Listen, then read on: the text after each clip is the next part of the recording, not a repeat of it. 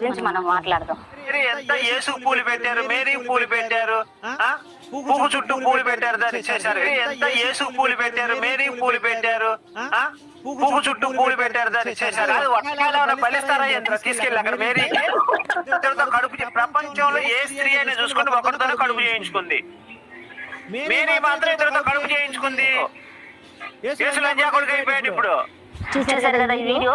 ముందుగా మీరు ఏం చేస్తారంటే ఈ వీడియోని అందరికి షేర్ చేయండి. ప్రతి ఒక్కళ్ళు, ఇది వింటున్న ప్రతి ఒక్కళ్ళు కనీసం ఒక 100 మందికైనా షేర్ చేయండి. ఇది అందరికీ వెళ్ళాలి.